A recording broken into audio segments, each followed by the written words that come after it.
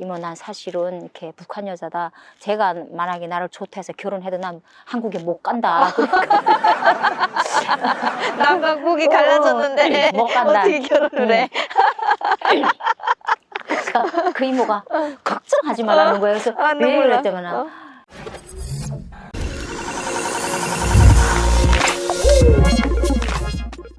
여러분 안녕하세요. 오늘도 이렇게 야외에서 또 찾아뵙습니다. 오늘 또 귀한 손님을 모시고 왔는데요. 일단 먼저 본인 소개 부탁드리겠습니다. 네, 안녕하세요. 안산에서 온 최복화라고 합니다. 네. 안산, 우리 경기도 안산 네. 말씀하시는 거죠. 네네. 북한 고향은 어디세요? 전 함경북도 무산이 고향입니다. 무산. 저도 무산 조금 알거든요. 무산 쪽으로 탈북을 해가지고 어쨌든 오늘 이렇게 인터뷰 해주시러 먼 곳까지 와주셔서 감사합니다. 그러면 북한에서는 몇 년까지 사셨어요?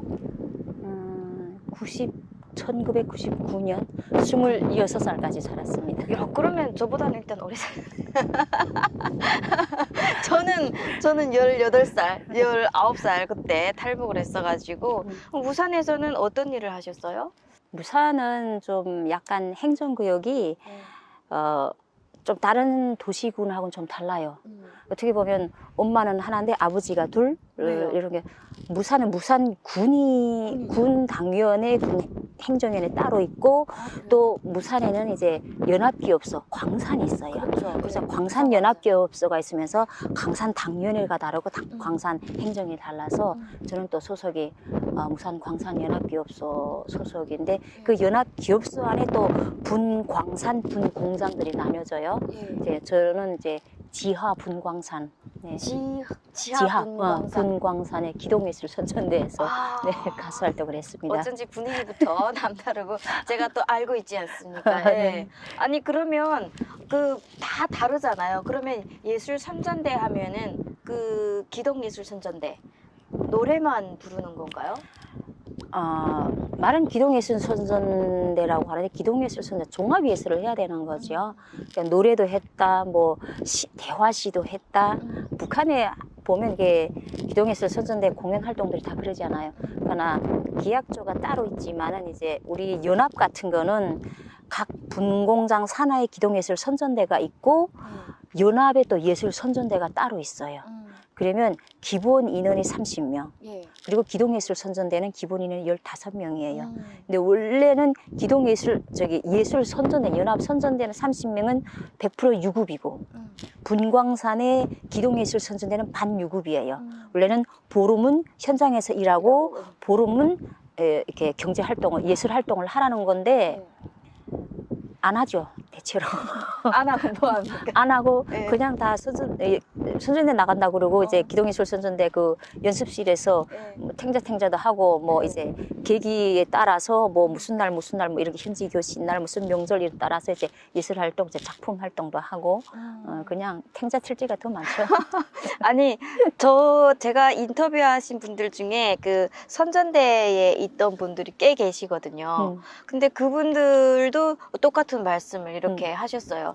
그래도 이제 예술 선전대라고 하면은 그때 99년도, 98년도 이럴 때랑 하셨잖아요. 미공급 때 눈총을 많이 받으셨죠? 엄청 많이 받았죠. 우리 할머니는 그랬어요. 저희 부모님들은 그랬어요. 저 쌍 노래 맴맴 거린다고 있잖아요. 그렇게 욕했어요. 일을 안 한다고. 그죠. 여가지고 근데 이제 우리 선전대는 광산선전대는 또 특이한 게 뭐였냐면 그 아침에 이제 광산에서 이제 무산역에서 이제 통근 열차가 다녀요. 예. 그러면 가장 큰 정문이 철산역 앞에 있거든요. 철산역. 예. 네. 거기서부터 이제 우리는 전체 뭐 연합선전대, 기동예술선전대들이 나와서 이제 출근길 이제 그 깃발을 출근길을 환영을 해요. 노래에 따라서. 아침 그게 이제 계기에 따라서 이제 또 이제 뭐 100일 전투, 200일 전투, 뭐 70일 전투 이런 때면 아침마다 그걸 하거든요. 네. 근데 이제 어떤 사람들은 또 막 이렇게 막 반가워서 손잡고 흔드는 사람이 있는가 하면 어떤 사람들 지나가면 싹 다 내려 들어가 막 욕을 또 퍼붓고 가는 분들도 있고 그래요. 철산역이라고 하니까 기억나는데 그 철산역 다음에 무산역이 있잖아요. 그 통근차로 타고 갈 때 저도 철산역에서 내린 적이 있어요. 출퇴근 시간이면 거기 사람이 까맣잖아요. 그 무산광산 일하러 가느라고 그때 거기서 선전을 하셨어요. 저도 혹시 봤을 수도 있겠다 그러면. 그럴 수도 있죠. 그러면 선전대 활동을 하면서 제일 뭐 기억에 남는 그런 것들이 있어요? 제일 기억에 남았던 게 제가 탈북하기 전이었어요. 네. 94년도에 네. 북한에서 좀 그런 일이 있었잖아요. 김일성이 죽고 이러면서 이제 그 다음 해가 그 7월 1일이면 현지 교시 날이에요. 무산광산에. 그 무산광산 보게 되면 광산 딱 정면에 뭐 했냐면 무산광산은 우리나라의 보배입니다 하는 김일성의 그 교시라 해가지고 현판을 걸어놓고 했는데 7월 1일이 현지 교시 날이에요. 그날에 이제 60 몇 년도인가 70 몇 년도인가 이제 김일성의 무산으로 왔대요. 그래서 그 현지 시찰을 하신 거예요. 그러면서 현지에서 그런 말을 한 거예요. 무산광산 우리나라의 보배 해가지고 그날을 맞이해가지고 이제 예술 선전대 활동하는데 94년도 그 다음 해죠. 김일성에 대한 그런 내용을 가지고 우리가 대화 서사시를 해야 되는 게 있었어요. 근데 그것 때문에 엄청 몇 개월을 고생하면서 했던 기억이 나거든요. 근데 제가 맡았던 게 나는 그때 그 약간 좀 이런 말을 해도 되는지 모르겠지만은 하세요. 괜찮아요. 제가 이제 그 대화 속에 이제 김종숙의 그 대화를 하는 게 있었어요. 근데 그 또 뭐 이렇게 그런 게 되게 많잖아요. 뭐 대화다가 뭐 어머님께서는 이렇게 말씀하셨습니다. 그렇죠. 뭐를 하고 뭐 수령님께서는 이렇게 그러는데 그것 때문에 엄청 밤낮으로 고생했던 그거 다 기억이 외워야 나요. 되죠. 다 외워야 되죠. 진짜. 그리고 이제 우리나라 같은 경우는 뭐 가수는 가수처럼 이렇게 하는데 또 북한은 화술도 하고 멀티. 연기도 하고 그쵸. 다 해야 되죠. 멀티. 야, 진짜 저는 이제 그렇지만 저는 북한에 있을 때 선전대에 다니고 뭐 이렇게 음악 활동하는 분들을 굉장히 부러워했었거든요. 조금 돈이 있는 집안에 했었거든요. 그죠. 그러니까 굉장히 부러워했는데 북한에서 잘 사셨죠. 내가 태어났을 당시에는 어머니가 이제 중학교 교사를 하셨고 아버지가 이제 상업관리소 여기로 책임지도 여기로 말하면 본부장이죠. 회사에 그런 책임지도를 하셨다가 이제 또 뭐 북부 내력선 또 뭐 자재 상사로 가시고 이렇게 하시다가 이제 북한은 또 특이하게 각 시군마다 이제 원료기지 사업소라는 게 따로 있어요.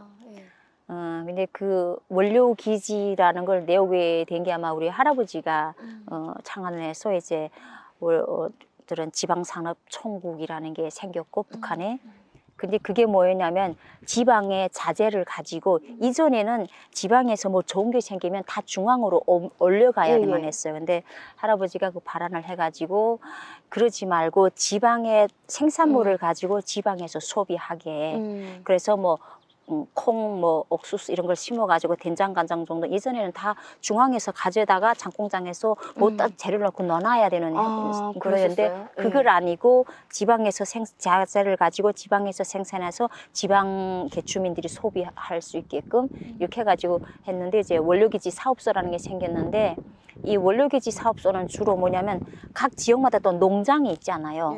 농장은 말 자체로 농장원이에요. 근데 원료기지 사업소에서 일하는 사람들은 농사를 짓는 농장원이 아니고 노동자예요. 아, 노동자예요? 그래서 예전에 기존의 원료기지 사람들은 예전에 했던 사람들은 다 이제 연로하신 사람들, 나이 드신 사람, 은퇴한 이런 사람들이 했었는데 이제 나라에서 뭐 지방 산업을 밀어준다 해가지고 이제 막 청년 분조도 생기고 막 젊은 친구들이 들어오고 해가지고 이제 90년도 초부터 80년대 중후반부터는 무산군의 원료기지 사업소가 엄청 커지게 생겼어요. 그래서 아버지가 거기서 이제 책임 기사도 하시다가 종합반장을 하시다가 내가 탈북할 무렵에는 이제 지배인까지 하시다가 이제 돌아가셨죠. 아니 그 얘기 듣다가 탈북하기 직전까지 지배인을 하셨잖아요. 어떻게 지배인 딸이 탈북을 할 수 있었을까? 그게 이제 내가 탈북할 당시에는 아버지는 이미 돌아가셨고 그 해, 그리고 내가 탈북하는 해 또 집에 또 오빠가 있었어요. 그 오빠도 또 사고로 돌아가고 하다 보니까 갑자기 가업이 기울기 시작하고. 그렇죠. 근데 처음에 목적은 한국으로 오는 목적이 아니었어요. 그렇죠. 그냥 그 사회에 대한 불만, 반항심, 여러 가지 막 복합적인 문제가 내 안에서 막 요동하면서 그냥 나를 모르는 곳에 가서 살고 싶다는 생각이 들었어요.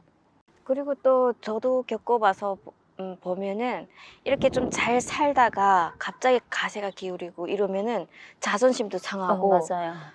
같이 놀던 사람들을 이제 마주치기도 싫고 멀리하게 되고. 멀리하게 되고 그러면서 그런 게 그렇죠. 있어요. 지나가다 사람들이 얘기를 하면 사실은 내 얘기가 아닌데 그 사람들이 쑥덕쑥덕쑥덕 이렇게 지나가면 내 얘기를 하는 것 같고. 근데 직업이 저는 또 이렇게 무대에서 그러니까, 활동하는 맞아요. 사람이다 보니까 쟤네 아버지는 뭐 어쨌다더라, 쟤네 오빠는 뭐 어쨌다더라 막 그 무산군에는 좀 저희 오빠 사건이 좀 큰 사건이었어요.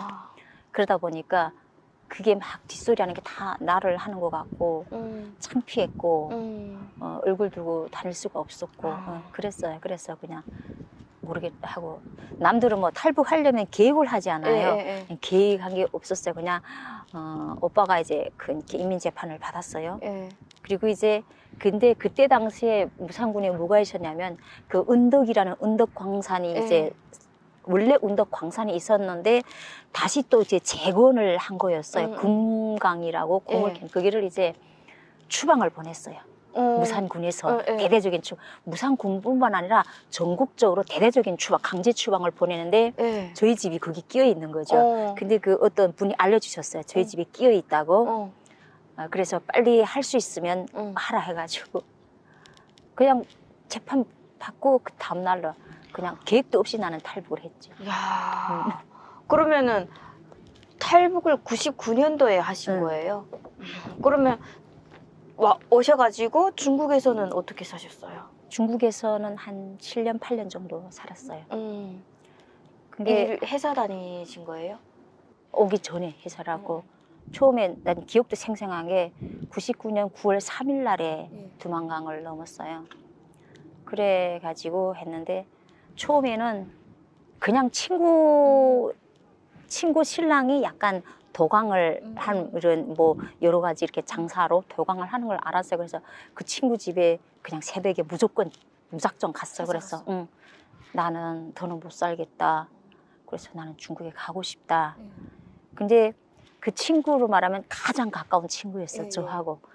근데 그 전날에 우리 오빠가 인민 그 재판을 받을 때 같이 있었고 그래서 그 친구는 너무 우리 집안을 잘 알고 저의 지금 그때 상황에는 너무 잘 아니까 자기 신랑을 한 게 어떻게 해줘봐라 해가지고 그 신랑도 계획도 없이 그냥 해서 그냥 새벽에 강을 넘었어요. 그런데 맨 처음에 이제 그 친구 신랑도 이렇게 중국을 다니다 보니까 중국 쪽에 대방이 있지 않아요. 이게 대방이라 그러잖아요. 그 집에 가는데 그 집도 이런 처음 여자가 오니까 근데 어떻게 가다가 도중에 우리 강을 건너려고 하는데 어떤 여자가 자꾸 우리 뒤를 따라오는 거예요. 그래서 저 여자 무슨 여자가 근데 그 여자도 지금 강원도인가 어디선가 왔는데 그 여자도 지금 탈북하고 싶은데 강을 먹고 우리를 딱 보니까 갈 것 같으니까 우리들 따라온 거예요. 그 우리는 이제 대형단을 해서 넘었는데 삼장에서 같은 차로인데 우리 산길단 계속 같이 따라오는 거야. 그래 왜 따라오냐 이랬더니만 자기도 좀 같이 넘겨달라고. 그래서 그냥 길에서 어떤 다른 여자를 만나 합세해가지고 이제 강을 건넜어요. 그 대방집에 가니까 그 사람도 좀 맨 처음엔 좀 난처해 하더라고요. 그래가지고 이제 막 어떻게 연락을 취했는데 그 중국 사람으로 말하면 북한으로 말하면 그러니까 리몹 그 통나무 생산을 그걸 하는데 이제 리몹 총국 같은데 부국장을 하시는 분이세요. 근데 통나무를 생산해서 이 통나무를 어디를 가는 상해 쪽으로 가는 거예요. 근데 이분도 그러니까 그 대방이라는 사람이 아는 사람이 없으니까 어떻게 이분한테 연락을 한 거예요. 그래서 이분이 밤에 우리를 데리러 왔어요. 차를 타고. 근데 이제 도로가 그냥 나는 도로가 따로 있고 중국은 통나무를 나르는 도로가 리모 따로 있어요. 그래서 웬만한 사람은 그 길 잘, 그러니까 그게는 단속이 없어요. 그러니까 다른 데로 가면 다 초소가 있잖아요. 이 리모 통나무 그 나르는 그 도로 쪽에는 초소가 없어요. 근데 후에는 생겼는지 모르겠지만 그때 당시에는 그 초소가 없었어요. 그래서 그분이 그 길로 해서 벤츠라는 걸 처음 봤어요. 그때 까만 벤츠를 가지고 왔는데 탁 차에 앉았는데 너무 좋은 거야, 승차감이. 아니 멀미도 안 하셨어요?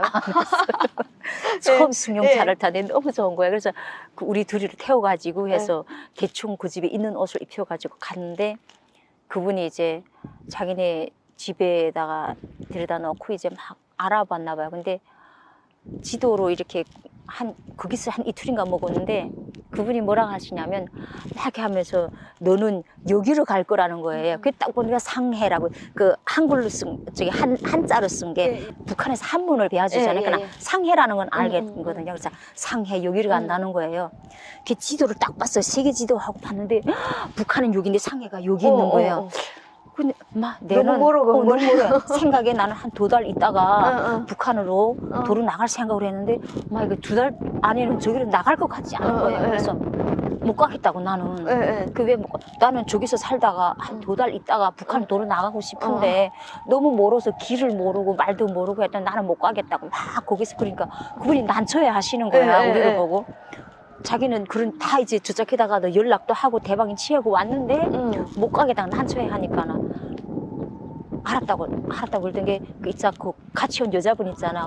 그분은 다음날 데려가더라고요. 그 둘이 원래 상해 쪽으로 보내겠다 했는데 그 여자분은 데려가셨어. 그게 나 혼자만 남은 거야. 그랬더니만 다시 이제 막 또 그분이 알아보셨나 봐. 그래가지고 찾은 게 지금 말하면 브로커인 거야. 진짜 브로커. 그 진짜 브로커가 데려갔는데 한족인데 약간 조선말 절반, 한국말 절반 하는 그 사람이고 그 브로커가 3명이 있더라고요. 젊은 사람이 하나 있고 두 분은 좀 나이 한 50, 그때에 한 50 넘으신 분들인데 한 분은 조선족, 한 분은 한족인데 중국말, 조선말 이렇게 섞어가면서 하시는 분이에요. 그래가지고 그분이 데리고 갔는데 엄마나 세상에 그 집에 가니까 5명이나 있는 거야. 여자가. 북한 여자가. 근데 이제 와서 얼마 안 있고 그다음 우리를 막 차에 실어가지고 막 가는 거야. 근데 지금 생각하면 그래가지고 막 이틀 밤을 자고 차를 갈아타고 못 찍고 간 게 산동이라는 곳을 간 거야 우리가. 근데 난 세상에 TV로 그 우리만 내가 알고 있던 중국이 아닌 거야. 북한보다 더 농촌 같은 농촌에. 중국이. 그러면은 혹시 인신매매로 이렇게. 네, 인신매매로 그 산동이라는 곳에 간 거예요. 상해를 갔어야 되는데. 상해를 갔어야 되는데 그때 상해를 갔으면 지금 한국이 없을 수도 있었어. 야, 그러니까 그래도 어머. 그래서 산동이라는 곳에 갔는데 세상에 집이 이렇게 진흙처럼 토굴처럼 짓고 막인데 가을에 9월 달에 넘었으니까 어쨌든 이래 하다 보니까 한 보름이 지났어요. 그날이 그 해가 9월 24일인가 추석이었어. 그러니까 추석 밑이니까 가을이 되니까 기억하는구나. 다 기억나. 나는 좀 쓸데없는 기억이 많아. 3살 때 기억까지 다 나. 나는. 근데 그 땅콩 캐는 그 계절이었을까나 막 이렇게 땅콩들 다 가을하고 막 이랬는데 우리가 아니까 가 노니까 북한 여자 5명 가만 앉아 있는 거지. 그만인데 세상에 그 북한에서 많이 먹던 옥수수 꼬장떡이라는 기억이 나요. 네, 꼬장떡, 강내가루 꼬장떡. 강내가루. 근데 이렇게 납작하지 않고 걔는 이렇게 뽀져가게 이렇게 해서 구멍 내서 꼬장떡처럼 되는 그런 걸 먹는 거야 거기서. 나 꼬장떡 제일 싫어요. 너무 기가 막혀서. 아니 내가 북한에서 안 먹던 꼬장떡을 중국에 가서 이 꼬장떡을 먹자고 내가 여기로 왔냐. 막 화가 나는 거예요 거기서. 근데 어떤 애들은 거기도 괜찮다고 가게 됐는데 좀 있으니까 막 여기저기서 이제 그 이런 북한 여자들이 왔다니까 그 막 사람들이 온 거야. 남자들 집에서 그 부모들이랑 같이 왔는데 막 이제 우리를 막 구경한 게 완전 동물원. 동물원이지. 막 보는 거야. 막 이 말 좀 말 시키는데 나보다 나이 많은 하는 엄마도 있었고 내보다 나이 어린 애들도 있었고 나는 그냥 어리지도 않고 많지도 않고 딱 26이었으니까 딱 좋은 나이였잖아요. 그러니까 제일 인기 있었지. 근데 제일 비쌌지 뭐 언니. 그러니까 딱 막 생각하니까 막 기가 막힌 거야. 그렇지. 내가 여기서 막 이 터굴집에서 야, 상해를 갔어야 되는데. 그다음에 막 땅치고 막 안 된다 안에다 잘 모르고 그때는 잘 모르고 부싱 막 이런 거밖에 모르는 거지. 안 된다고 막 어째. 그다음에 그 이제 조선 말 조금 하고 또 조선족 할아버지가 있으니까 나는 여기서 못 산다. 내가 북한에서 안 먹던 꼬장떡을 여기 와서 내 이 꼬장떡 먹자고 여기를 왔는가. 근데 이제 올 때 보니까 그 공안차들이 이렇게 탁탁탁탁 다닌 걸 봤어요. 네. 그래가지고 너네 나를 여기다 팔아먹고 가면 난 이제 공안차를 봤다. 공안차에 내 뛰어가겠다. 너네 우리를 인신매매했다고 고발할 것이다. 막 내가 막 거기서 막 난리 쳤어요. 그냥 겁 없지. 그러니까. 겁 없지. 거기서 언니나 손해지 뭐. 거기서 맞았으면 어쨌겠어. 근데 그게 천장이라는 사람이 툭 왔는데 당황해 하시는 거야. 우리를 보더니 막 내가 막 이러니까 막 소리를 지르고 말거나 막 밖에서 사람들이 막 그 창문 다 열어놨잖아. 날이 좋으니까 막 소리 지르니까 지나가던 사람들도 막 보고 하니까 그 우리 들어간 집이 천장내 집이온 거야. 그러니까 그 천장이 당황해 하시더니 막 들어가서 뭐라고 쑥쑥 하시는 거야. 그러더니 막 도로 가라는 거야. 우리로. 저런 애들이 마을에 한두 명 있으면 쟤 혼자만 도망치면 괜찮는데 몽땅 다 데리고 도망친다. 그렇지. 그러면 마을에 손해다. 우린 저런 애를 이 마을에 못 둔다고 데리고 나가라는 거.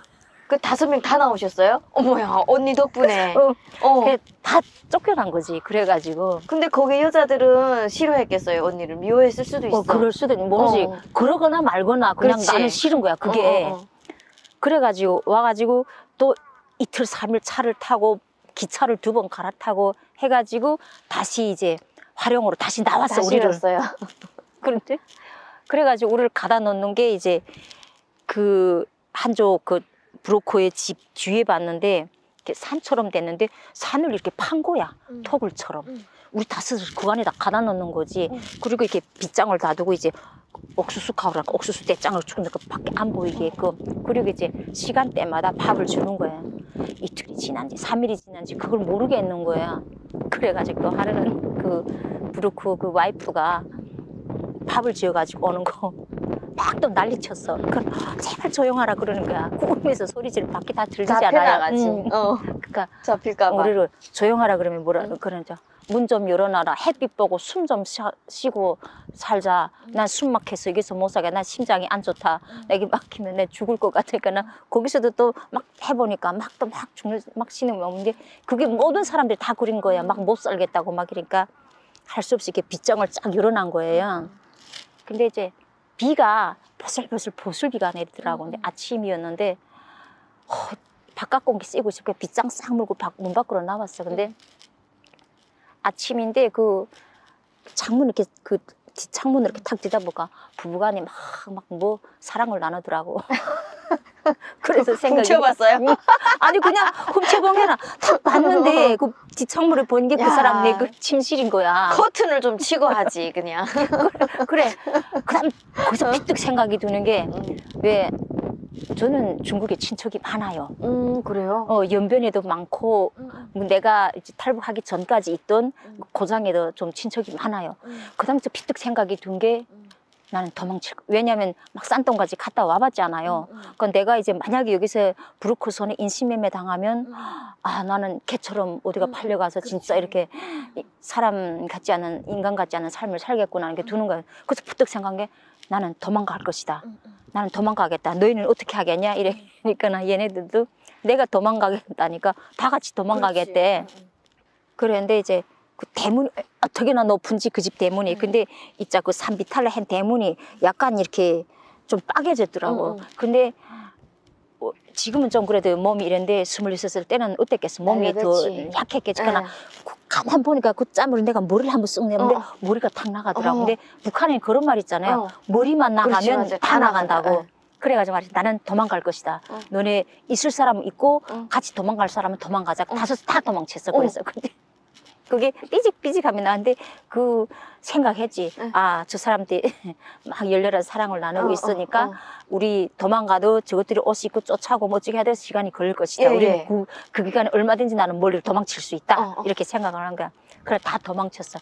길에서 막 뿔뿔이 헤쳐졌지. 그래. 어. 그리고 다 헤쳐졌어 우리가. 아, 서로 각자. 어. 그래가지고 시내로 막 헤매는데 지금 딱 신호등 어떻게 이렇게 건너길에 딱 서서 신호등에. 근데 보니까 다 비옷을 입지 않은 우산을 썼는데 응. 이 비를 맞고 다니는 건 언니 혼자.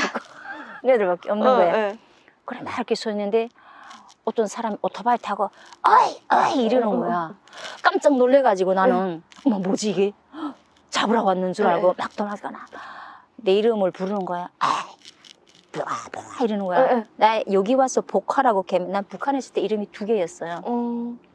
할아버지가 지어주신 이름은 복복에 꽃 화자를 해서 복화였고 엄마가 이제 유치원 들어오면서 우리 때부터는 이름을 은경이, 억경이, 혜경이, 은하 이렇게 이쁜 이름을 지을 때였어요. 네. 북한 한글처럼 지을 때였는데 할아버지는 한자 이름을 날 지어주신 거지. 그러니까 엄마가 이제 그게 복화하니까 발음이 너무 세 보인다고 해가지고 봉을 꽃봉오리 봉을 바꿔서 봉화라고 해서 유치원에다 붙였어. 그래가지고 봉화라고 하고 이제 친편에 가면 친정 쪽에 가면 나를 복화라고 부르고 외편에 가면 봉화라고 부르는 거예요 나를. 근데 아이 봉화 아이 이름이 찾는 거예요. 그래서 어떻게 저기 알았지? 누가 나를 이러거든요. 오토바이가 근데 오토바이가 더 빠르잖아. 내가 아무리 가도 앞에 딱 치는데 어이 하고 팔을 톡 낚아채는데 내가 북한에 있을 때 그 우리 앞집에 계속 나오던 그 북한은 이제 무산은 이제 중국 시장이 따로 있었잖아요. 그랬어요. 중국에서 북한 장마당인데 중국 사람들이 친척 방문을 와서 그래서 장사를 한 중국 시장이 따로 있었어요. 그래가지고 중국에서 말이 친척 방문 1개월에 친척 방문이라는 그 여행 비자를 내와가지고 중국 사람이 엄청 많이 와서 장사를 했거든요.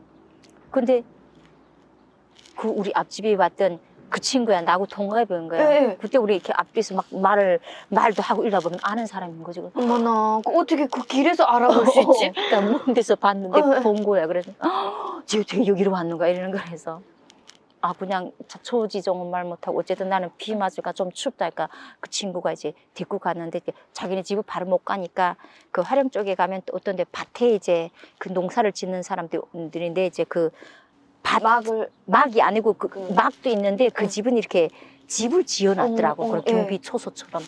거기를 갔어. 그래 가서 밥 먹고 그 친구가 막 집에 가서 자기 누나 옷도 가지고 오고 입고 해가지고. 야 너무 기인가겠다 언니. 그래서 나는 이렇게 해서 어쨌든 나는 탈북을 했는데, 그러니까 왜 탈북했다는 말은 안 하고 이렇게 사정해서 내가 탈북을 했는데 어떻게 하다 보니까 싼동까지 갔다 이렇게 들어왔다. 근데 나는 이제 하룡에 나는 친척들이 있다. 그러니까 네가 좀 찾아주면 안 되겠니?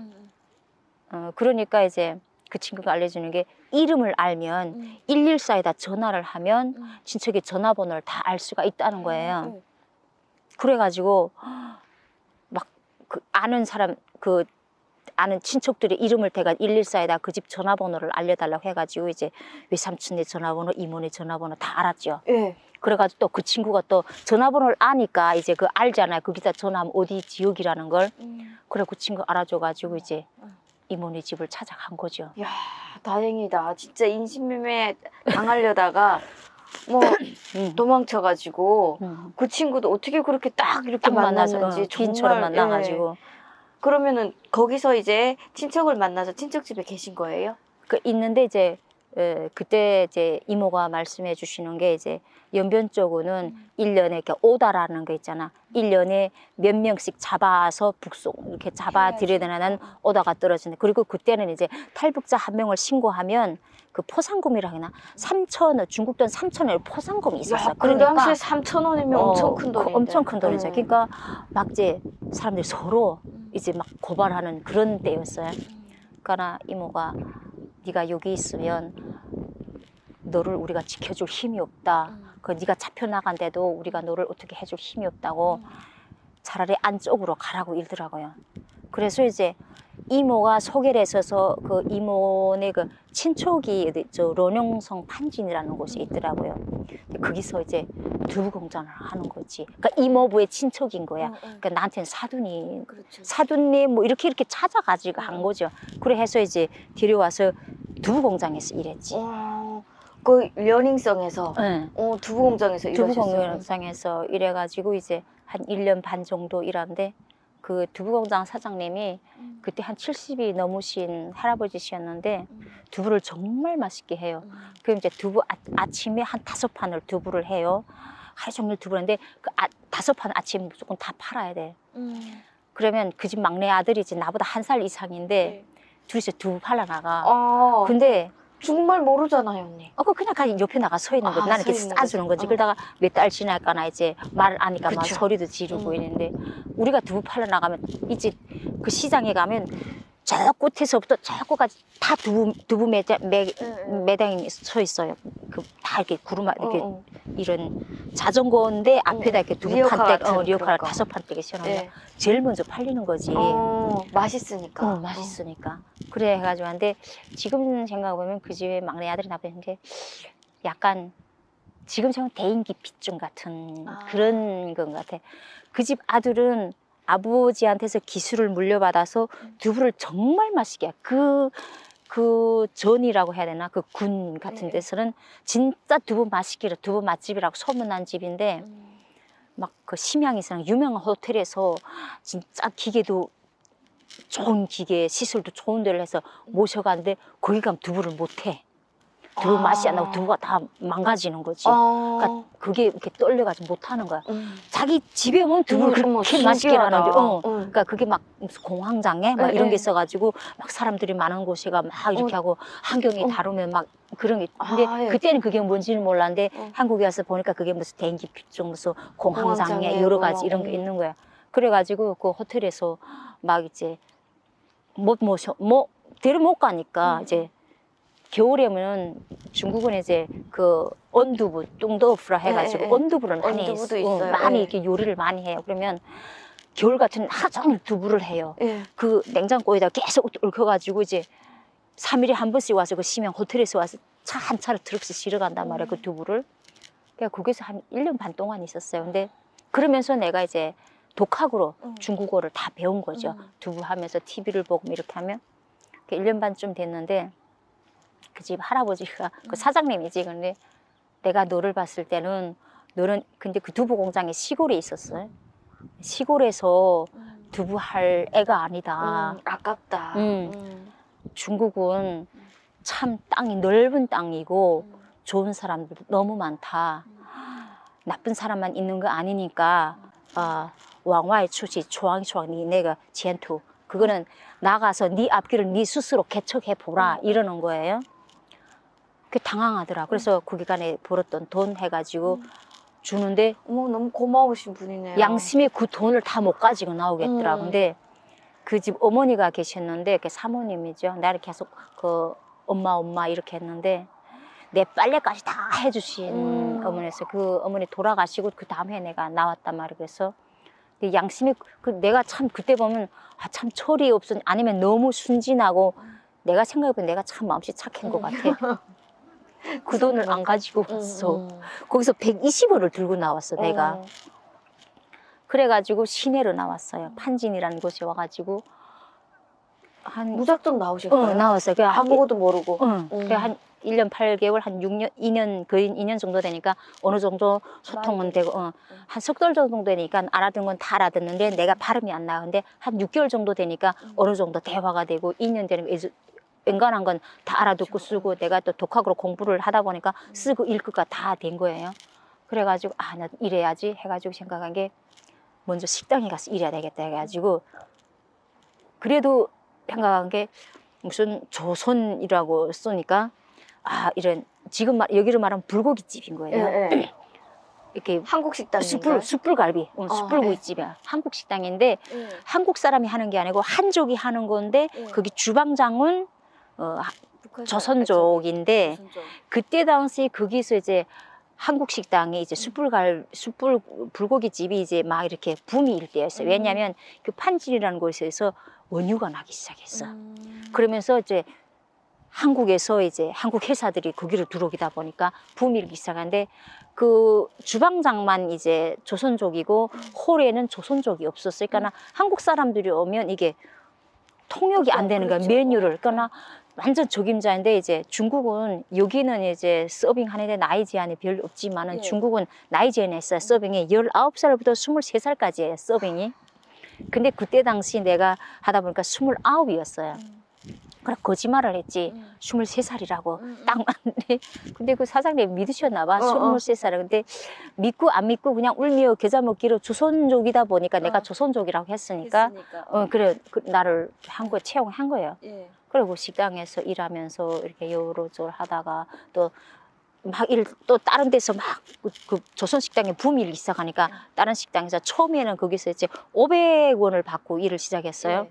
근데 이제 한 3개월 일하다 보니까 일을 잘해가지고 그 1, 2층으로 되시는데 1층에 총장이 있고 2층에 총장이 있어요. 예. 그 2층에 총장이 됐어요. 예. 그래가지고 이제 700을 받았어. 월급이 예. 또 올라갔어.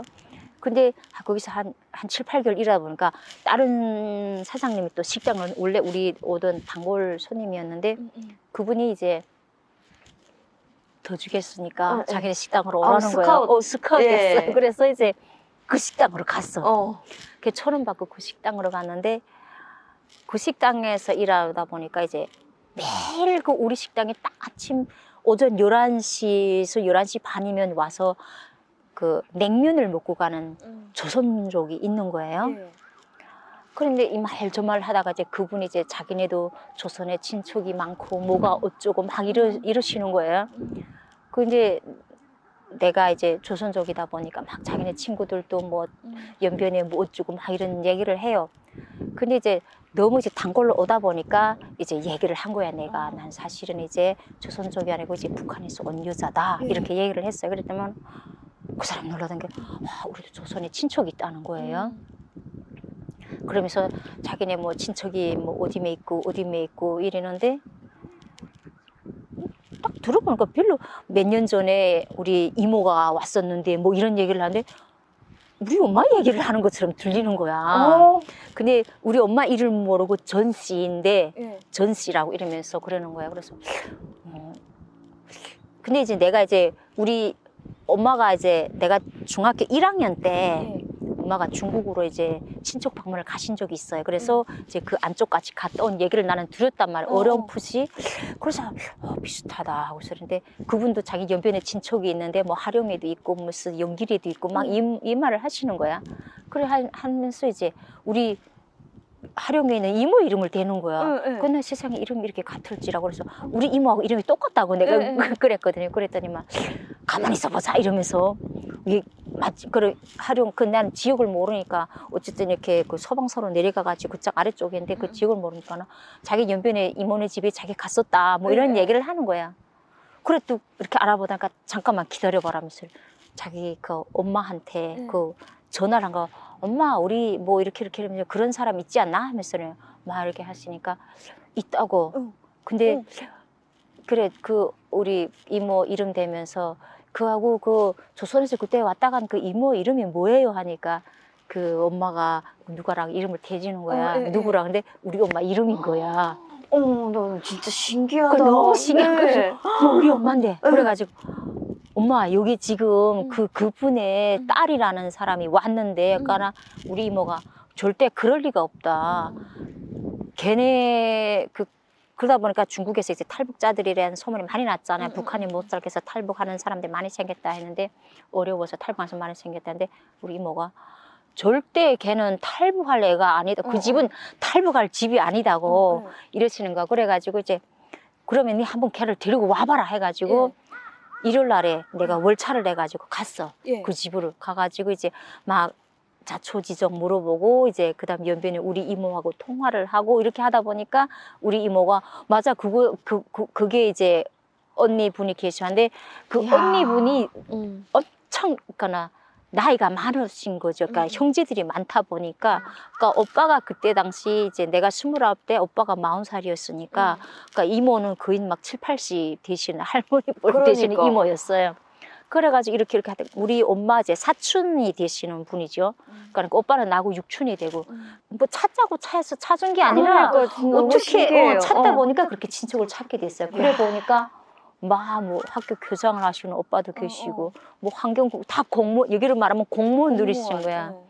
그래서 이제는 야, 그러면은 그렇게 다른 분들 비해서는 중국에서의 그 생활이 그렇게 막 어렵거나 그러진 않았어요. 뭐 쫓겨다니거나 응, 뭐 그러진 그러지는 않았어요. 않았겠네요. 그때 당시 또 이제 우리 오빠가 막내 오빠가 그 내가 있던 곳에서 이제 그 말하면 무역국 같은 곳이에요.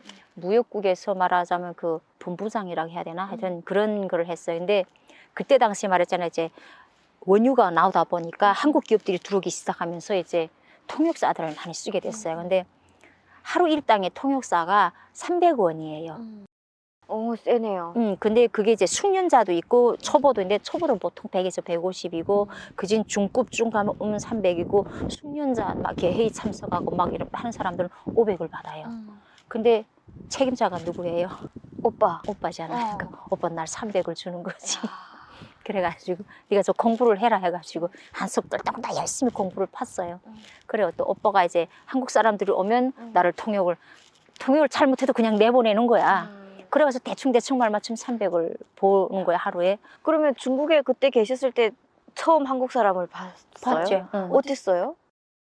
근데 그때 당시에는 그냥 그랬잖아. 한국 사람은 다 돈이 많은 줄 알았어. 아, 이게 소문이 그때는 그랬어요. 한국 사람은 다 돈이 많은 사람. 아니면 뭐 내가 싫어했던 그 적대 국가 그 남조선, 네, 이런 나쁜 사람들이라 이런 생각은 아니 안 그런 드셨어요? 생각은 안 들었어요. 물이 많이 응. 빠졌네요. 그러니까 나 그 중국에서 살면서 그 드라마도 보고 막 이렇게 하다 보니까 그때 막 프라우스도 보고 막 그다음 또 뭐더라 하여튼 드라마를 노란 선수 아가씨인가 하여튼 드라마를 많이 방영했어요 중국에서.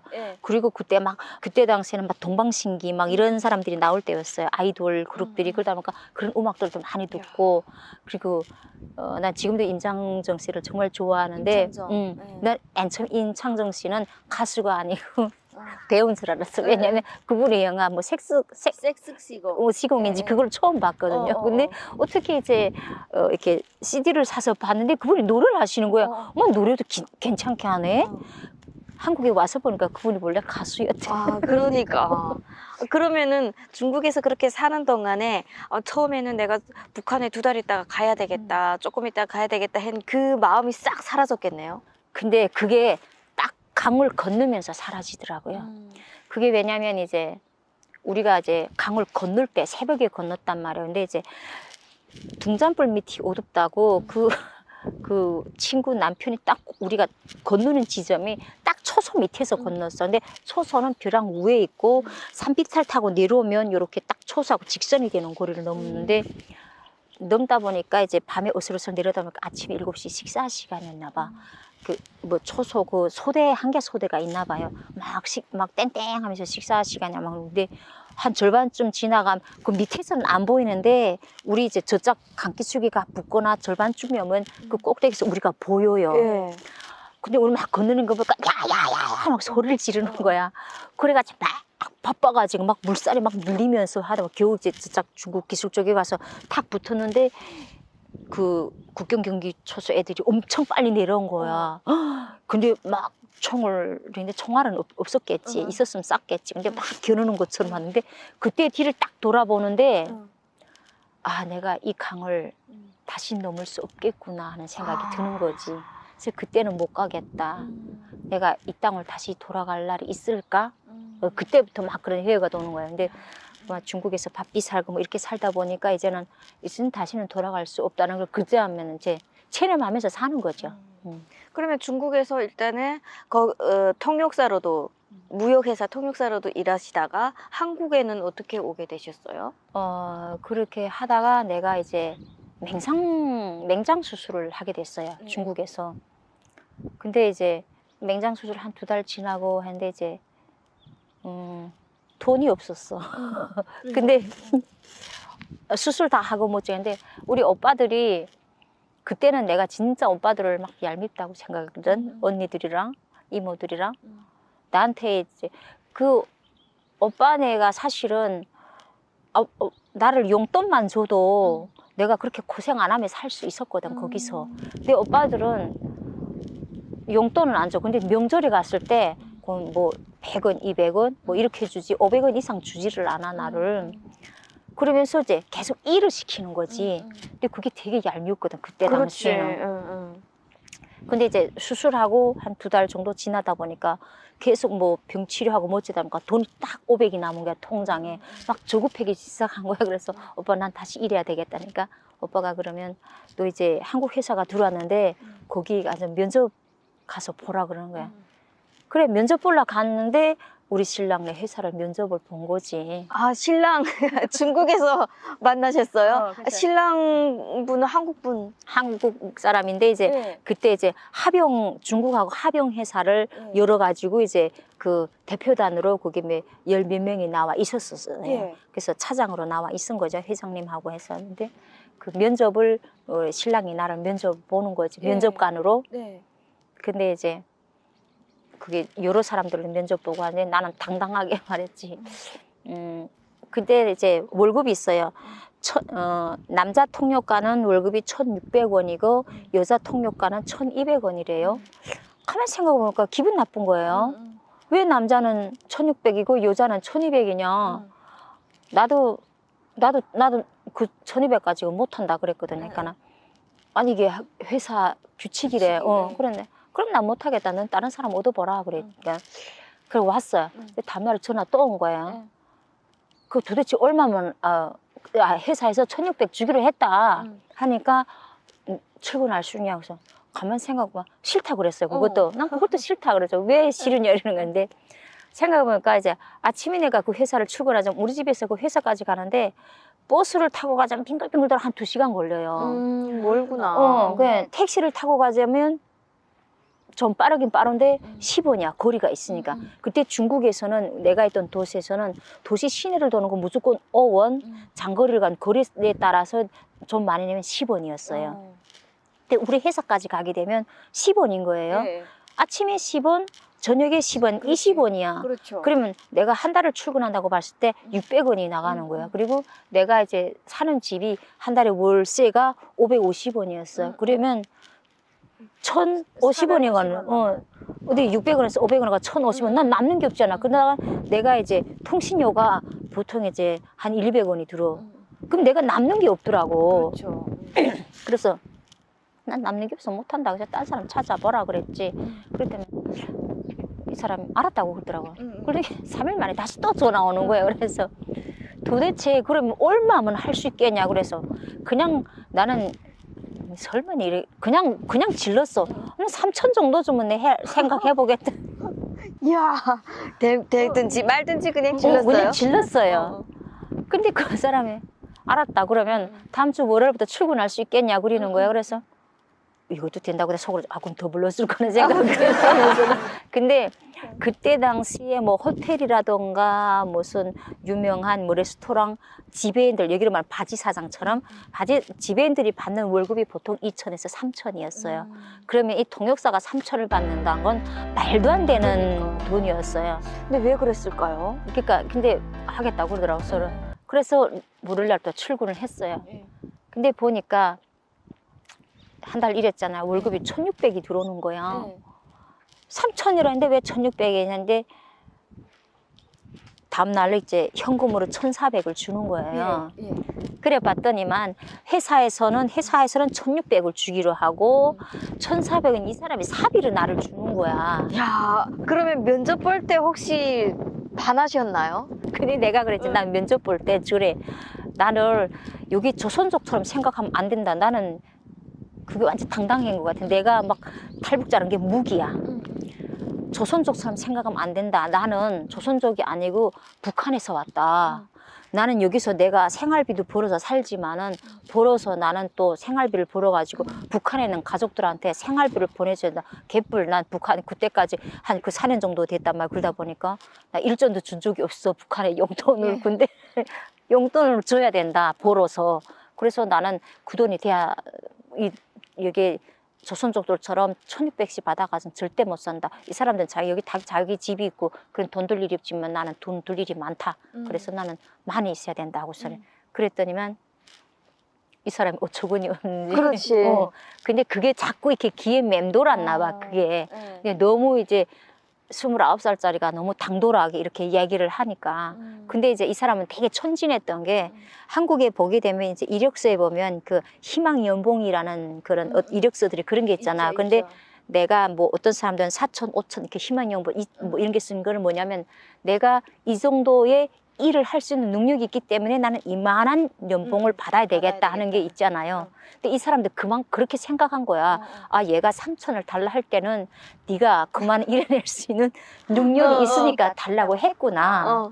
그리고 이제 또 북한 여자고 하니까 이제 여러 사정을 고려해가지고 신기한 거야.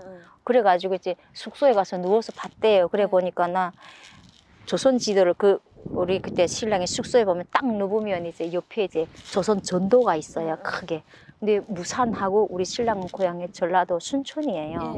무산하고 순천이 일직선으로 쫙 내려와요. 끝에서 끝인 거야. 너무 신기한 거야. 와, 내가 북한 여자하고 일을 한다고. 그다음 또 생각해 보면서 북한 여자하고 연애하면 어떨까 막 이런 거 있잖아. 혼자서 상상을 했구나. 자기 혼자 보고.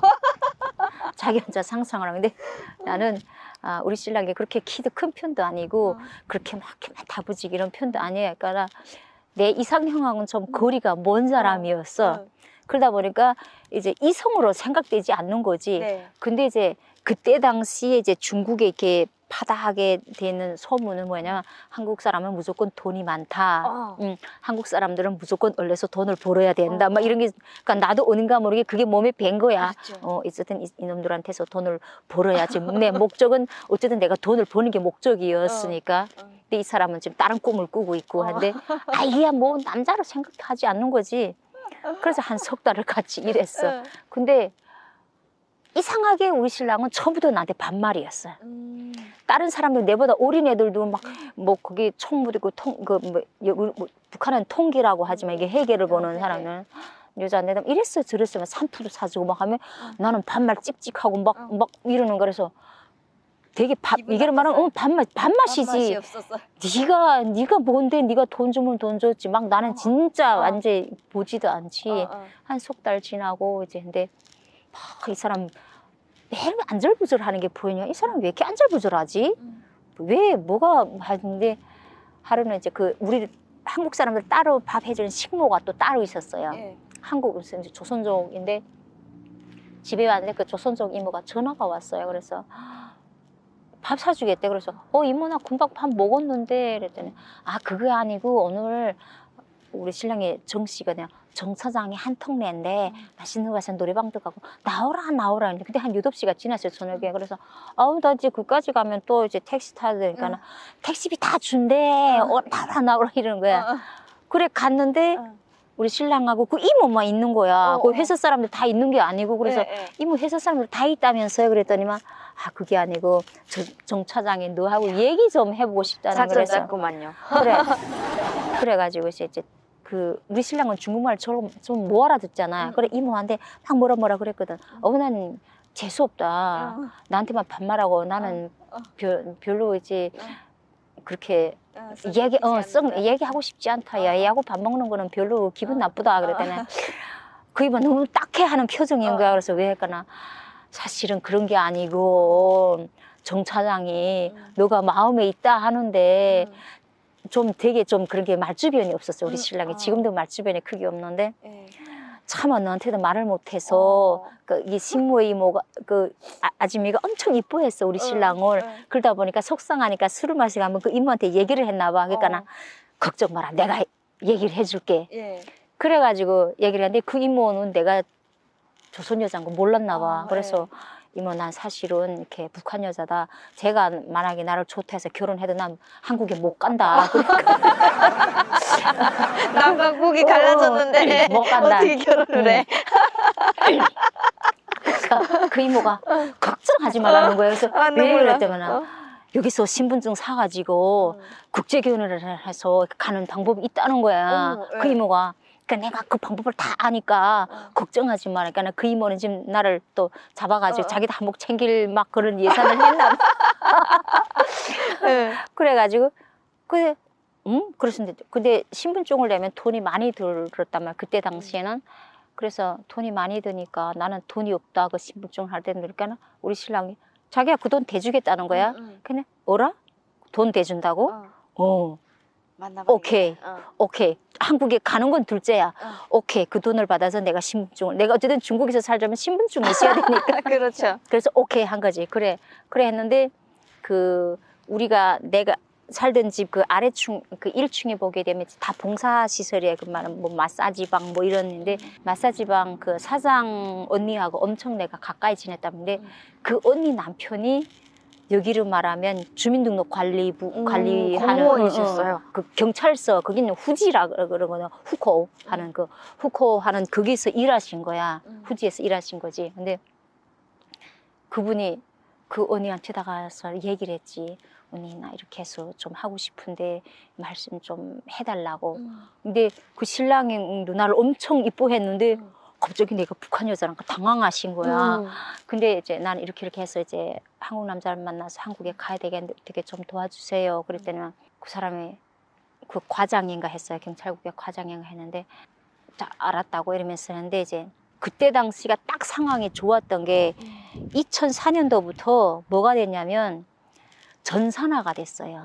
그전에는 다 이렇게 자필로 써가지고 이제 지우고 다 이런 게 있었는데 컴퓨터가 전산화가 되면서 호족들이 다 전산에 올라갔어요. 70년도 생들부터 이제 그 딱 70년대 생들이 호족 등본에 많이 누락돼 있었어요. 왜냐면 그 70년대 그때 우리 생들이 태어날 때 이게 그 산하 제한이 있어가지고 소수민족은 애 둘을 낳고 나머지 그 한족들은 애 한 명만 낳아라 했는데 갑자기 그 나라 정책이 그러다 보니까 막 2명, 3명이 막 태어난 사람도 있었는데 70년대생들이 그때부터 호족을 안 올려줬어요.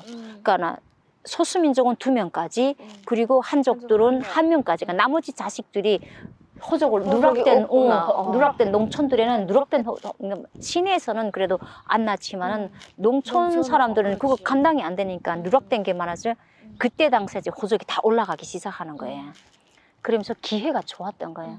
그래가지고 막 이래저래 하면서 하여튼 그 신분증을 내는데도 그전 한 3년이 걸렸던 것 같아요. 야, 3년씩이나 걸렸어요? 근데 그걸 일찍 나왔는데 나한테서 돈을 쫄가내느라고 계속. 누가요? 그 해주는 사람이. 응. 야. 그래가지고 이구실 저구실 되면 하다 보니까 했는데 이제 그때 돈으로 이제 350만 원? 3만 5천 원. 3만 5천. 3만 5천 원이면 지금 그때 한국 돈으로 한 700만 원 돈이었어요.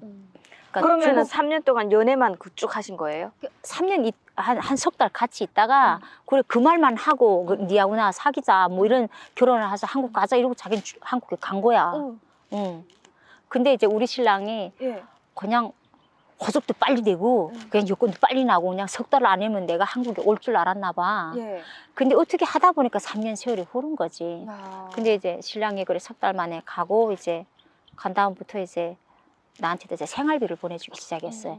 그때 당시로 이제 달러로 500달러씩 보내줬어요. 그러니까 60만 원이면 500달러였어요. 그때 당시 그 화폐 그런 게 환율이 그때는 100만 원이면 900달러였어요. 그때. 그러니까 60만 원에 500달러 됐거든요. 그래가지고 이제 달달이 해서 우리 신랑은 한 서너 달만 보내면 되는 줄 알았었나 봐. 그렇죠. 근데 보내다 보니까 이제 3년을 보내기 시작한 거야, 그거를. 근데 멋지시고 대단하시다. 후에 알고 보니까 자기 쪽 2천만 원짜리 적금을 계속 보냈다 그러더라고요. 정말. 그래가지고 이제 다 해가지고 이제 한국에 오게 됐죠. 어때? 그 지금 그 같이 살고 계시는 남편분 어때요? 좀 말주변은 크게 없어요. 근데 좀 무뚝뚝한데 행동으로 자상한 게 있어요. 행동으로만 실천을 잘해요. 그래서 한국 남자분들이 자상해요. 또. 예, 근데 이제 입 서비스 같은 건 잘 안 해요. 그런 걸 잘 못하는 성격이고, 근데 이제 행동으로 뭘 잘하니까, 그리고 좀 책임성이 있고, 그리고 이제 그런 게 있는 것 같아요. 가정이라는 울타리를 지킬 줄 알아요. 아니 그 형부는 물어보셨어요 혹시? 그 언니랑 살면서 그 북한 여자 저 끝에서 이렇게 만났잖아요. 그 밤마다 그 생각하고 그런 어떤 상상이란 걸 했었는데 어떻대요? 살다 보니까 이 여자가 그래 하는 소리가 이 뭐냐면 여자가 다음에 자기 주변에 자기 친구가 누가 북한 여자하고 살겠다 그러면 도시락 싸고 다니면서 말리고 싶대. 결사반대. 처음에는 정말로 막 중국에서 봤을 땐 정말 순수하고 진짜 야 세상에 이런 여자가 있을까 이렇게 때묻지 않는 여자 이렇게 순수한 여자가 있을까 했는데 한국에 와서 살다 보니까 지금은 한국 여자보다 더 한국 여자는 눈과 찜 좀 먹게 살. 지금 그런 사람이 있으면 도시락 싸들고 파티하고 싶다고. 야 진짜. 그렇지. 아 그리고 3년 동안 그 저기 호구를 만들어 가지고 이제 한국으로 그러면은 국제결혼 수속을 해가지고. 그렇게 오셨어요? 나는 그래서 뭐 태국으로 오거나 뭐. 그러니까 이제 내가 이제 강의를 좀 많이 다녔잖아요. 그러니까 어떤 사람들이 이제 그 탈북 동기에 대해서 탈북 로정에 대해서 물어보는 사람들이 그렇죠. 많은데 네. 그 분들이 지금 생각하는 거는 이제 산을 넘고 강을 건너 들을 지나 정글 숲을 지나서 악어가 득실거리는 메콩강을 지나서 막 이런 얘기를 듣고 싶어 하는데 나는 사실 그런 얘기를 들려줄 게 하나도 없어. 중국에서도 너무나 이제 좀 편한 생활을 했었고 그냥 여권 떼가지고 국제결혼을 수속해서 비행기를 타고 와서 하다 보니까 이제 내가 처음인 거야. 그렇게 온 게 국정원에서도 처음에 너무 놀라고 그리고 내가 이제 와서 살면서 이제 나는 만나보니까 사람들 국정원에 가는 줄은 몰랐어. 아니 그러면 그냥 잠깐만요. 돌아 사는 줄 알았다니까. 아니 그러면 그러니까 언니가 이제는 남자 따라 한국에 가야 되겠다. 잘 사는 나라. 딱 왔어요. 와가지고 아무 정보가 없으니까 당연히 국정원 이런 데 못 들어가고 그냥 살았어. 살았어요? 몇 년을요? 한 6개월 정도 살았어. 6개월 살았어요. 살았는데 이제 그때는 내가 한국이랑 잘 모르니까 어디 딱 주말이 돼야지만 신랑이 이렇게 돌아다니고 그때는 진짜 맛집도 많이 돌아다녔고 신랑이 주말마다 시간 내가지고 하는데 이제 우리 신랑도 이렇게 막 그때 당시 우리 집에 인터넷이 안 됐어. 아니 그러면은 언니 노트북에 남편분은 인터넷이 안 됐어. 그러니까 그 사람은 집에서 자기가 노트북은 있는데 인터넷을 할 일이 없는 거야. 회사에서 뭐를 다 하고 하기 때문에. 근데 내가 오니까 이제 얘가 심심하겠구나 하고서 인터넷을 연결해 준 거야. 막 이제 그 탈북민들 막 이런 게 나오니까 이 사람이 자기 앉아서 이제 집에서 막 이렇게 찾아봤나 봐. 근데 보니까 언니는 아무 생각 없고 난 아무 생각이 없는데 이 사람이 얘가 얼마나 답답할까. 친구라도 있으면 같이 나가서 놀러도 다니겠는데 막 이런 자기 혼자서 어망같이 생각을 하는 거야. 그래가지고 이제 자기 탈북자 동지회라는 사이트를 알아낸 거지. 그래가지고 저녁에 와가지고 야 이렇게 탈북자 동지회라는 사이트가 있던데 거기 보니까 너처럼 북한에서 온 사람들이 와서 자기 친구도 찾고 친척도 찾더라. 혹시 너도 친구나 친척이 있겠네 한번 찾아보라 그래. 그래서 뭐 회원가입 할 줄도 모르잖아 처음에는. 그러니까 자기 이름을 다 회원가입 해가지고 비밀번호 다 알려가지고 들어봐라. 그래서 탈북자 동지회 딱 들어가 봤는데 그 사람 찾기란이 진짜 있더라고. 그래 봤는데 그게 누가 내 친구를 찾는 글이 올라온 거야. 근데 우리 같이 학교 때 음악 같이 하던 친구였어요. 근데 그 친구를 어머나 이거 내 친구인데 거기다 댓글을 했을까나 어디서 샀어? 어디 학교 나왔어? 난 어느 학교 나왔는데 막 그 댓글에다 대고 그 다른 사람 막 얘기를 하는 거야. 근데 그 친구가 그러는 거지. 뭐 우리 같은 학교네 동갑이냐고 했는데 우리 하나원 몇 기야 이러는 거야. 그래서 하나원이라는데 뭐 어디 한의원인가? 모르지. 그래서 하나원도 모르냐고. 그럼 국정원은 갔다 왔냐고. 그 나는 안기부만 알지 국정원은 잘 모르죠. 그래서 국정원이라는 데는 또 뭐냐 하니까 탈북자 맞냐? 그래 맞다 그랬더니만은 큰일 날 소리 한다고. 그렇게 안 산다고. 탈북자들은 오면 무조건 국정원에 가서 조사를 받고 이제 하나원에 가서 적응 교육을 받고 그 다음에 한국 사회로 나온다고. 잘못하다가 빨리 가서 자수를 해라. 잘못하다가 너 간첩으로 오해받을 수 있다. 자수를 해라. 그래가지고 이제 얘기를 했어. 우리 신랑한테 여보 이렇게 하는데 잘못하면 나 그럴 수 있대. 그래가지고 그때 당시 이제 우리 사촌 형이 우리 신랑의 그 사촌 형이 이제 그 경찰서에서 또 일하고는 계셨어요. 우리 신랑도 그런 건 잘 모르잖아. 그럼 막 가서 막 고문하고 우리 신랑도 북한에 보내는가 해가지고 그렇죠. 놀래가지고 그 형을 먼저 불렀어요. 예. 근데 그 형은 결혼식을 하는데 다 조사 받고 나온 줄 알았다는 게 그 형은 또 반대로 큰일 날 소리 제수스 이거 큰일 날 소리라고 그래서 이야. 그 아주버님이 날 데리고 내가 어디로 갔어요? 안산시에 사니까 내가 관할 지역이 상록구였어요. 그래서 상록구 경찰서로 갔어요. 예. 거기 가서 이제 그 정보과에가 가서 자수하러 왔다. 나는 이렇게 북한 사람들 또 거기 또 그 과에 또 그 우리 아주버님 아시는 분이 계셔가지고 예. 그래서 아니 왜 따라오셨어? 그래서 아니 혹시 모르 절대 그러지 않는다. 혹시 몰라서 강제로 북한 내보낼 수 있으니까. 그래가지고 근데 야. 나는 중국 신분도 다 있고 이제 국제 결혼으로 해가지고 중국 이름으로 아주 결혼 등록까지 다 돼 있잖아요. 그러니까 나 거기서 아니 이 신분 가지고도 살아도 아무 문제 없는데 왜 자수를 했냐고.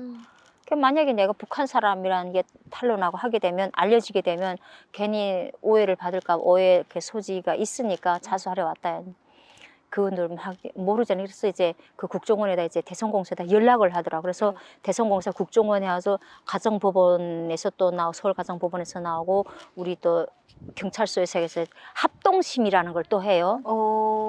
그래서 얘가 진짜 북한 사람이 맞냐 아니냐 하는 걸 왜냐면 중국말을 너무 잘하지. 아니 우리랑 다른 조사를 받았을 것 같아요. 그래서 합동심의를 또 경찰서에서 또 해요.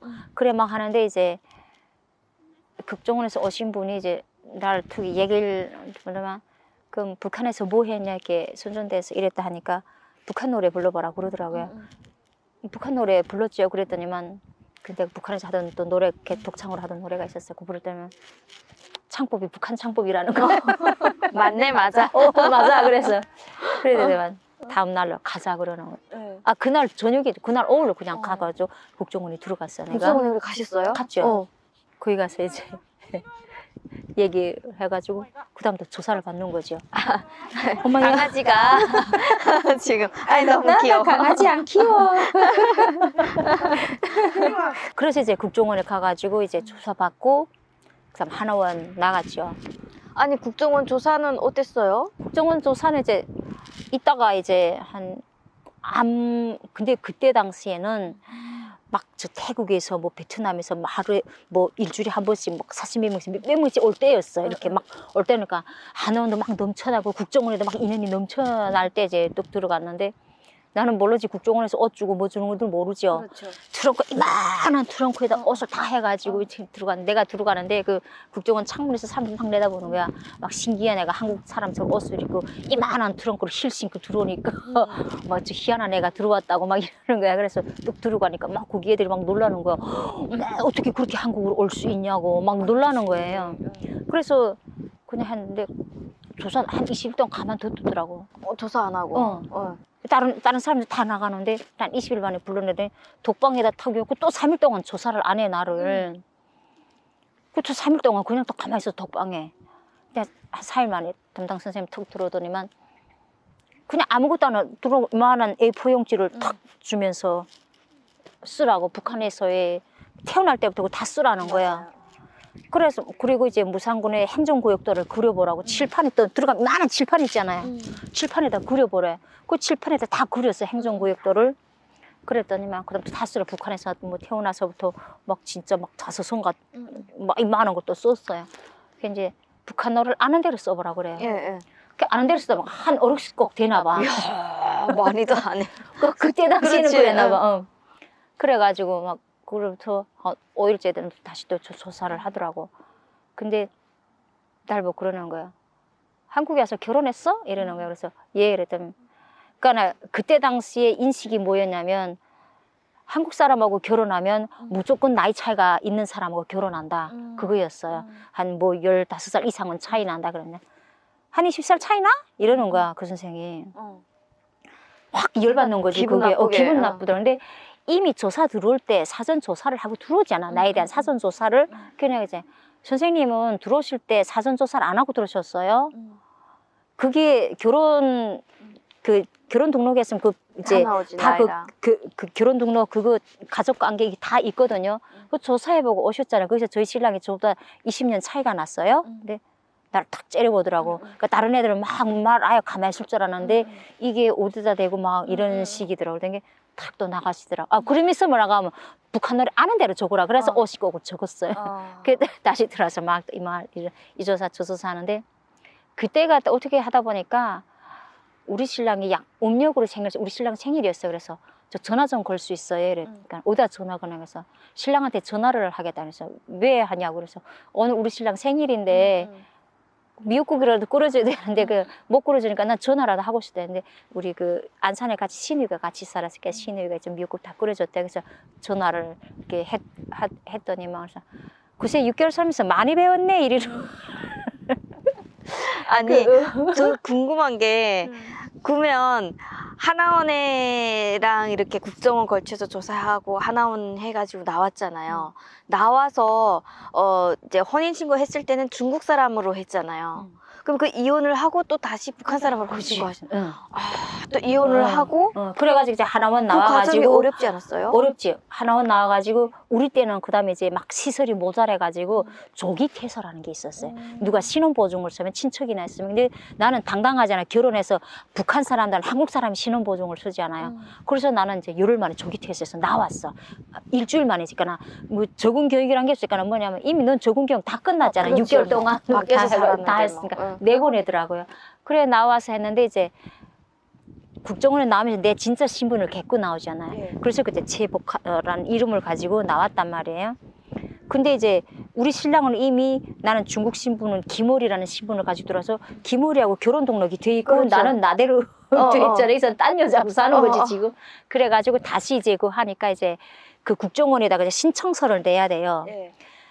이 신분 중에는 최복화라는 여자와 중국 신분을 들어오는 김월이라는 여자가 동일 인물이라는 그 국정원의 확인서가 필요해요. 야. 그게 이제 한 2달 걸려요. 야, 근데 이제 그런 거 보면은 간첩받겠다. 그러니까 거기서 막 며칠을 그날 혼자 그쵸. 독방에다가 막 헷갈릴 뒀고, 수도 있어요. 그러나 이제 국정원에서도 이런 일은 처음이었으니까 그래 해가지고 그다음 법원에 가니까 법원에서 이런 걸 해오라는 동일인물이라는 확인서를 떼와야지만 할 수 있대요. 근데 법원에서도 이런 재판을 해본 적이 없으니까 그러니까. 그 하는 게 한 6개월 한 8개월 정도 걸려가지고 나왔어요. 그래서 이 여자는 맞다 해가지고 그다음 구청에 가서 결혼 무효 소송을 내는 거야. 그 김우리하고 이 정영미는 아니다 해가지고 그다음 다시 이제 나하고 다시 이제 결혼 등록을 이렇게 하는 거죠. 참 복잡하게 그래 한 8개월 걸렸어요. 다시 신분을 찾고 다시 우리 신랑이 다시 나고 결혼하는 게 한 8개월 걸렸어요. 누군가를 그러면 한국에서도 결혼 또 다 했는데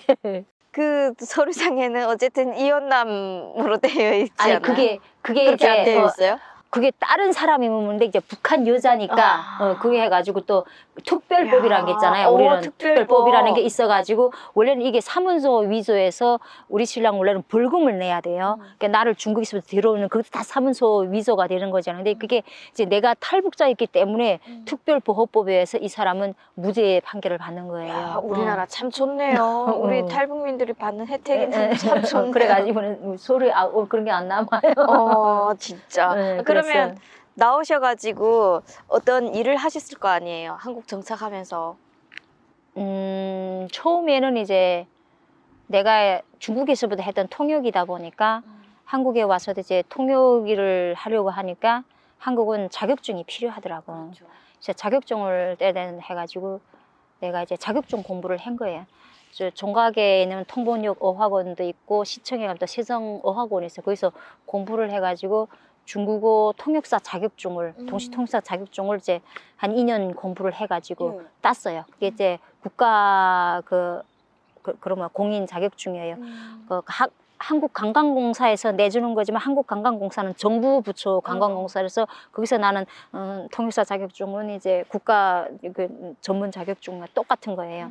그래서 그걸 해가지고 원래는 관광 가이드를 하고 싶었는데 어떻게 일하다 보니까 관광 가이드를 못했고 처음 자격증을 따가지고 한 일이 이제 우리 이제 탈북민들을 보게 되면 이제 나오게 되면 보안협력위원회라는 게 있잖아요. 또 따로 탈북민을 위한 그 협력위원회 그 사민들을 했는데 그게 그런 사람들하고 이제 자매 결연 가족을 맺어주는 행사가 있어요. 그런 게 있어요 다.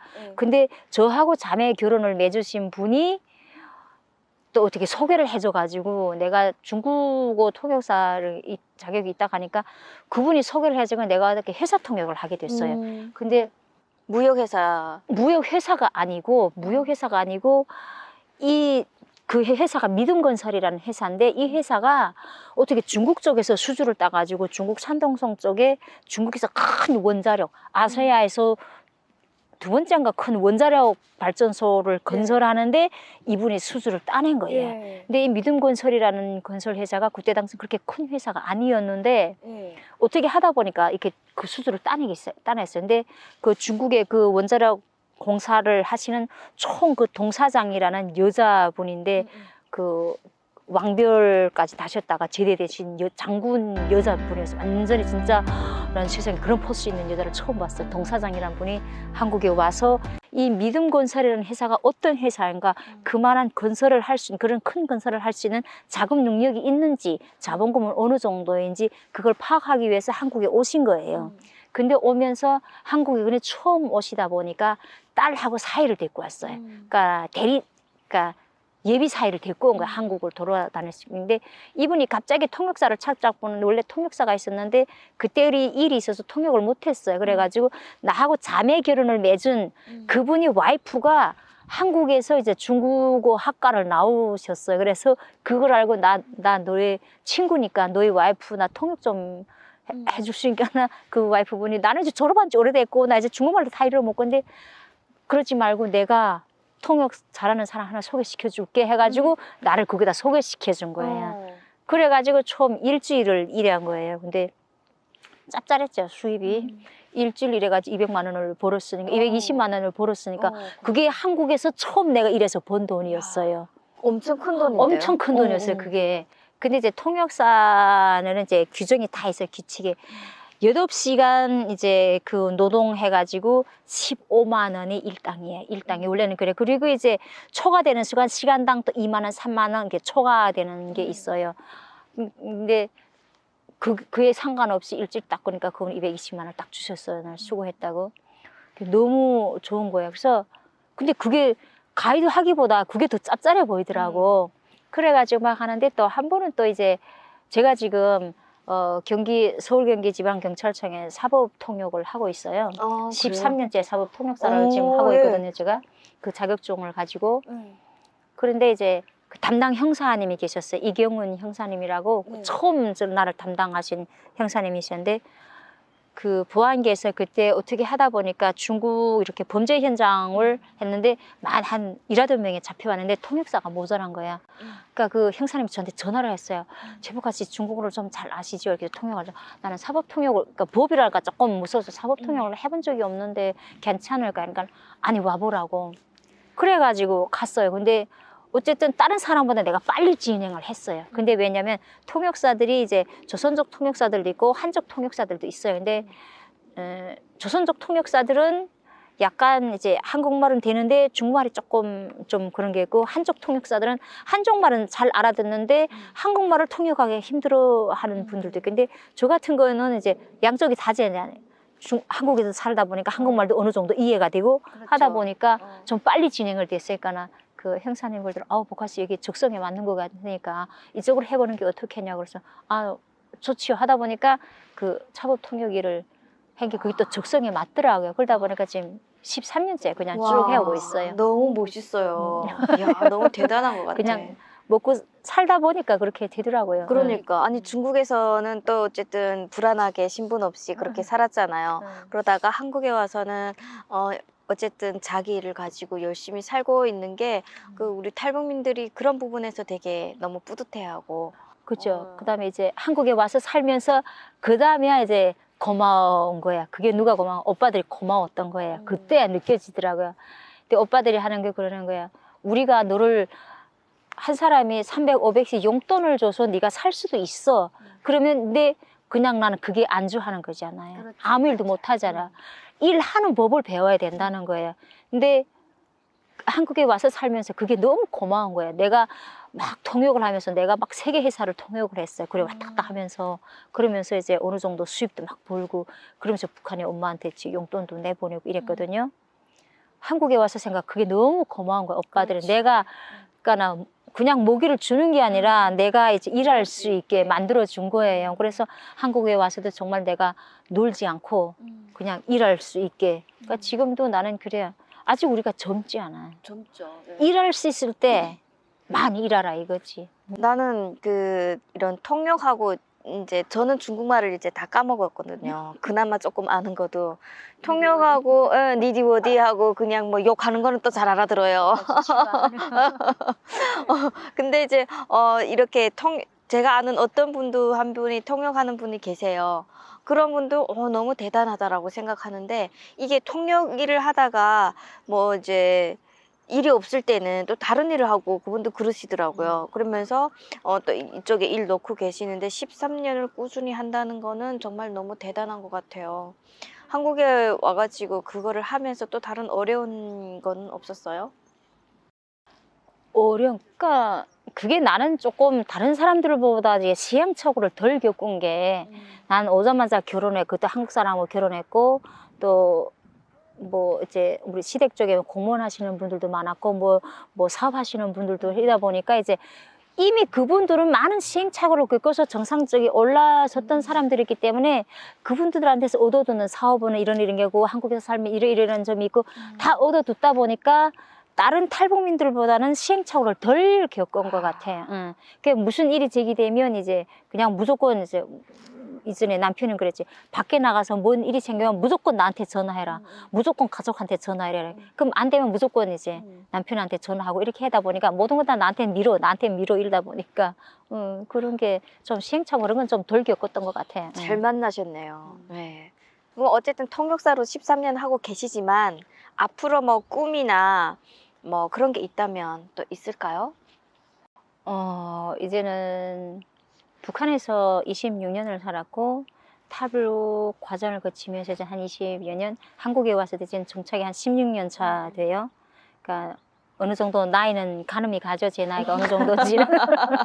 예. 꿈이라는 게 이제는 이 정도면 나는 내 꿈은 거진 다 실현됐다고 생각을 해요. 왜냐하면 사람들이 자기가 그런 게 있다. 간절한 소망이 10가지 중에 한 가지만 실현돼도 그 사람은 다 꿈이 이루어진 거래요. 근데 나는 북한에서 뭐냐면 이제 해외 나가고 싶은 꿈이 있었고 한국에 오니까 이제 북한에서 원래 난 해외 나가고 싶고 통역사가 되는 게 꿈이었어요. 왜냐하면 내가 통역사는 북한에서부터 꿈꾸던 꿈인데 왜냐면 우리 고모부가 이제 북한에 있는 고모부가 국제보도부장을 했었죠. 조선중앙 텔레비전에 국제보도부장을 하셨어요. 근데 국제관계대학을 나오셔서 5개 나라 언어를 하셔가지고 국제 그 보도부장을 하시다 보니까 해외를 너무 많이 다니시는 거야. 해외를 다니시면 해외에서 선물도 사오는데 너무 부러웠어요. 근데 그때 고모부가 어린 나이에 내가 고모부 어떻게 하면 외국을 그렇게 많이 다닐 수가 있어요. 그때 고모부는 평생에 사셨어요. 그러니까 어쩌다 이제 몇 년에 한 번씩 이렇게 가족 행사 때문에 오실 때 너무 부러웠어요. 우리 고모부가. 그래서 어떻게 하면 해외를 자꾸 나갈 수 있을까나. 우리 때는 영어하고 러시아어를 가르쳤었어요. 약간 영어만 잘해도 통역사를 하면 해외로 나갈 수 있다는 거야.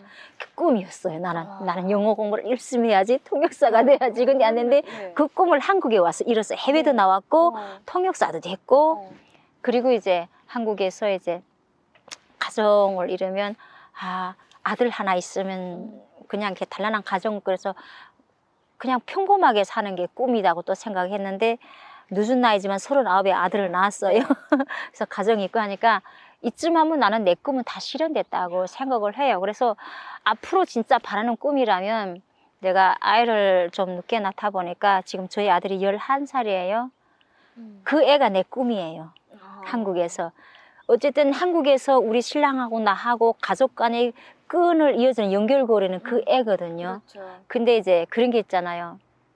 남들이 바라보는 쟤네 엄마는 북한 여자래. 쟤네 엄마, 그러니까 그런 편견을 깨고 좀 더 애가 이 한국 사회에서 그리고 이제 어떻게 보면 남과 북을 이어주는 연결고리잖아요. 걔가 그게서 어떻게 하면 좀 중요한 중추적인 역할을 할 수 있는 그런 사람으로 키우는 게 제 꿈이에요.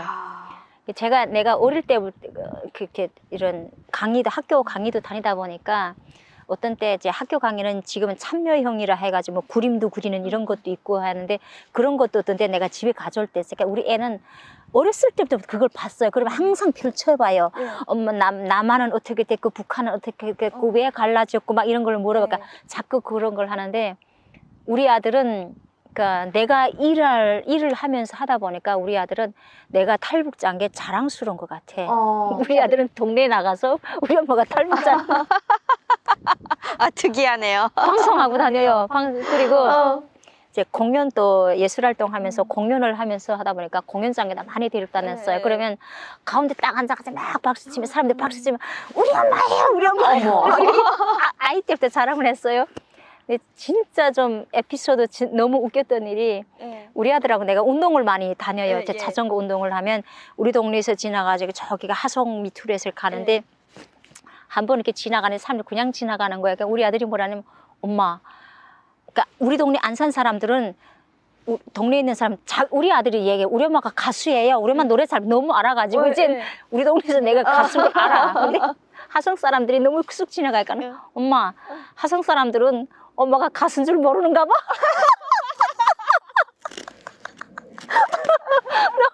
너무 웃겨가지고 그래서 그래 하성 사람들은 엄마가 가수인 줄 몰라. 그래. 지금 그냥 걔가 내 꿈이고 내 희망이고 그냥 전부예요. 삶의 전부. 행복이가 엄마들은 그런 것 같아요. 그 아이가 커서 어떻게 남과 우리 대는 안 돼도 간의 대는 언젠가는 통일이 되겠죠. 그러면 사실은 우리 대는 이제 좀 부모님들도 다 돌아가시고 없지 않은데 물론 걔네 대는 더 없을 거예요. 그렇지만 또 이제 뿌리가 있어요. 우리 엄마는 북한에서 알잖아, 자기가. 그래서 요새 우리 아들이 꿈이 뭐냐, 자기는 대통령이 꿈이래요.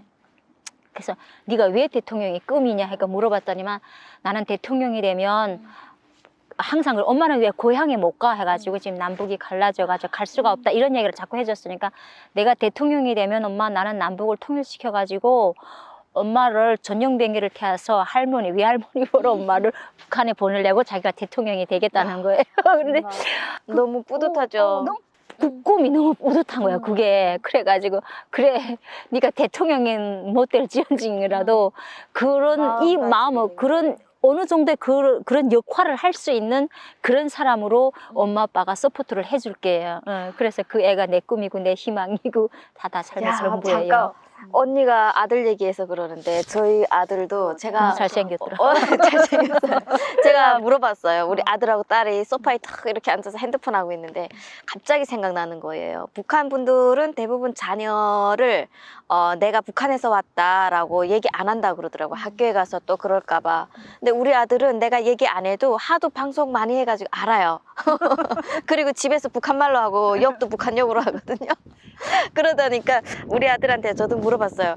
엄마가 이렇게 북한에서 왔다, 북한 출신인 거 혹시 뭐 창피하거나 조금 약간 그런 게 있나? 라니까 우리 아들이 그러는 거예요. 아니요, 저희는 그런 게 없대요. 그래서 왜? 전 놀란 거예요. 왜냐면 제 주위의 사람들, 자식들은, 자녀들은 조금 그래야 하더라고. 말하지 말라라고. 그래서 왜 하니까 그 사선을 헤쳐서 여기까지 왔는데 그 엄마의 용기, 그 엄마의 그 대단함, 그거에 자기네는 따라가지 못해서 너무 멋있다는 거예요, 엄마가. 그 말 듣는데, 야, 이 새끼 많이 컸네, 뭔가를 안 해, 뭐 이런 마음도 들고. 학교가 저도 이제 발표를 할 때 우리 어머니는 북한이니까 선생님이 막 어머니 진짜 멋지다. 근데 그 2020년도가 내가 이제 그 TV 방송 그 한 게 근데 그 나온 걸 보고 어머니가 너무 멋지시다 막 이러니까 애가 막 그게 자랑스러워. 초등학교 1학년 때니까 그게 어깨가 으쓱해가지고 우리 엄마 북한에서 왔어 막 이러면서 소문내고 오히려 막 소문내고 다니고. 그리고 우리 동네는 다 알아요. 내가 탈북자가. 모르는 사람들까지 다 알아요. 참 우리 그 꿈을 물어봤는데 어쨌든 이렇게 자녀를 키우다가 보니까 언니도 그렇고 저도 그렇고 자녀들이 건강하게 이제 정신 건강도 건강하고 신체 건강도 건강한 그런 사람으로 자라길 바라는 게 엄마들의 꿈인 것 같습니다. 네, 오늘도 긴 시간 이렇게 인터뷰 해주셔서 그리고 또 너무 즐겁게 해주셔가지고 또 상세하게 해주셔가지고 너무 감사합니다. 네. 끝으로 우리 시청자 여러분들에게 인사 부탁드리겠습니다. 안녕하십니까. 긴 시간 동안 주절주절 또 이런 얘기 저런 얘기 하다 보니까 이렇게 시간 됐습니다. 지금까지 저는 안산의 전체 복화였습니다. 네, 우리 시청자 여러분들도 즐겁게 시청하셨다면 구독과 좋아요 꼭 부탁드리겠습니다. 감사합니다.